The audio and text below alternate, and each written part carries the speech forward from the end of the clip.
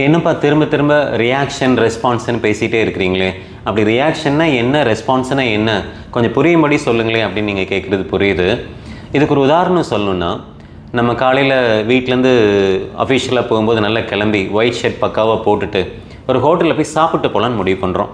அந்த ஹோட்டலில் போய் உட்காரோம், சர்வர் வராரு, அவர்கிட்ட இட்லி கொடுங்கப்பா அப்படின்னு கேட்குறோம்.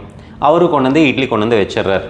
அவர் என்ன பண்ணுறாரு, நமக்கு அழகாக பரிமாறணும்னு சொல்லி சாம்பார் எடுத்து ஊற்றும்போது இப்படி மேலேருந்து எடுத்து ஊற்ற ஆரம்பிக்கிறாரு. கொஞ்சம் கவனக்குறைவாக அந்த சாம்பாரில் இருக்கிற ஒரு 4-5 டாட்ஸ் வந்து ஒயிட் ஷர்ட்டில் பட்டுருது, துளிகள் பட்டுருது, கரை ஆகிடுது. கரெக்டுங்களா? உடனே இங்கே 2 பாசிபிலிட்டி தான் இருக்குது. நான் திரும்ப சொன்னது போல் 2 பாசிபிலிட்டி, ரியாக்ஷன் ஆர் ரெஸ்பான்ஸ். ஏன்பா உனக்கு கொஞ்சமாவது அறிவு இருக்கா, இப்படி தான் சாம்பார் சட்டையில் கொட்டுவியா, வெள்ளை சட்டை வீணாக போச்சு, என்ன தான் சர்வ் பண்ணுறீங்களோ, நான் முதலாளிகிட்ட போகிறேன், போய் கம்ப்ளைண்ட் பண்ணுறேன் அப்படின்னு ஆக்ரோஷமாக எந்திரிச்சு பரபரப்பாக பண்ணி, நாமளும் பரபரப்பாகி அந்த சர்வரையும் பரபரப்பு பண்ணி ஹோட்டலில் சாப்பிட்றவங்கள சுற்றி இருக்கிறவங்க எல்லாத்தையும் பரபரப்பு பண்ணணும் அப்படின்னா இது ரியாக்ஷன்.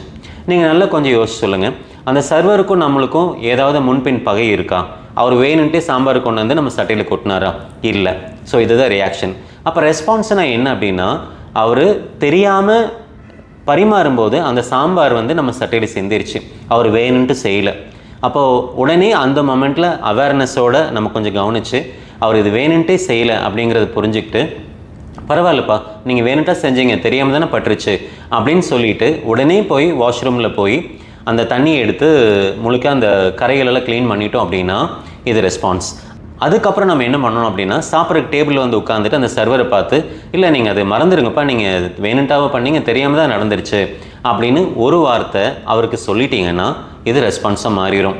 அப்போ அவருக்குள்ளே இருக்கிற குற்றுணர்வு என்ன ஆயிரும்னா அதுவும் போயிடும். ஐயோ இப்படி வெள்ளை சட்டையை நம்ம வீண் அடிச்சிட்டோமே அப்படிங்கிற குற்றுணர்வு அவருக்கு இருக்காது. அவர் இன்னும் அன்பாக அழகாக நேர்த்தியாக பரிமாற ஆரம்பிப்பார். இப்போ புரியுதுங்களா? நம்ம இந்த வாழ்க்கையில் எங்கே போனாலும் சரி இந்த 2 சினரியோ தான் நமக்கு இருக்குது, either react or response. So நீங்கள் ரியாக்ஷன் பண்ணக்கூடிய மனிதரா, ரெஸ்பான்ஸ் பண்ணக்கூடிய மனிதரா, நீங்கள் தான் தீர்மானிக்கணும்.